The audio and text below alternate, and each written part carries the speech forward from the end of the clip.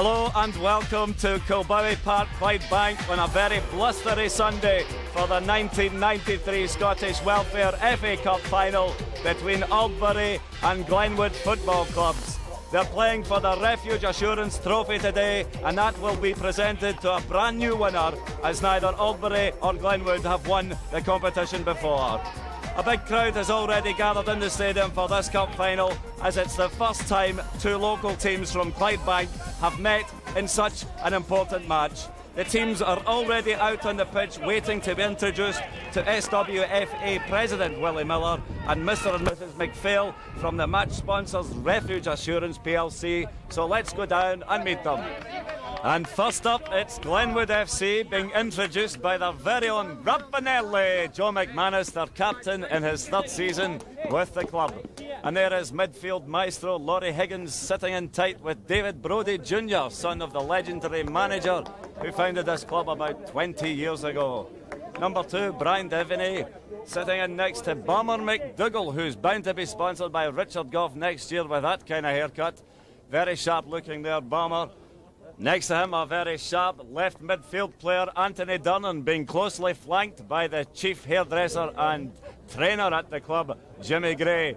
Goalkeeper Graham Carson there, and Graham Ozzie Henry. There's James Maxwell, who'll be hoping to score again. He's a prolific goal scorer. That's Gordon Brodie, the other of the Brodie brothers, and Sandy Smith playing at number 3. He'll be hoping to stay on the full 90 minutes after 2 sending-offs in the last 3 games between the clubs.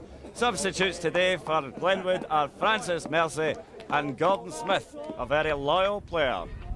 And some loyal servants here dressed in bright Father Christmas red. Yes, it is the match officials, and they're all from Falkirk today. Peter Burt is the referee. On his left there, Bill Lothian, and then the larger-than-life character, Gordon Whitelaw, who aims to follow in the footsteps of Tiny Wharton one day. And so on to the Aldbury lineup, and there's Big John Boyce, captain for the day. He's not been training for the last 18 weeks, but he's certainly fit this morning. Next to him, Gary Gray. That's an anagram if ever there was one.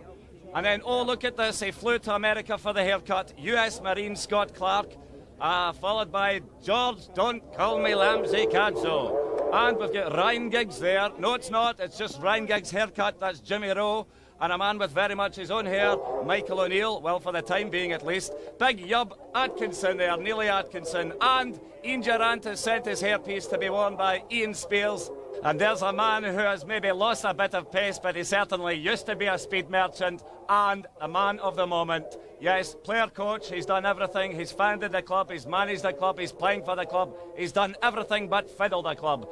And there is a man who's on loan from Wimbledon. That's James Vinnie Gibson. And Colin Miller is one of the substitutes today. He might have got his hair cut. And there is Alan McGorham, who certainly won't be playing in goals. And those are today's teams, and it's certainly going to be a very close-knit affair, with these two teams having met only 3 times before. In the league, Aldbury won 4-3 at home, and in the Scottish Brewers Cup, the teams drew 1 each in the first leg at Glenwood Park, and then drew the second leg 0 each, before Aldbury went through 5-4 on penalties after extra time. So it may go the whole way today, but it will be played to a conclusion. And what a year it is for Aldbury in their first season in the league. They've not only reached today's cup final, but they are playing next week against Kelty Villa in the Scottish Brewers National Cup final. So a great start this year from the newcomers. Player manager Alan Clark will certainly have them fired up for this.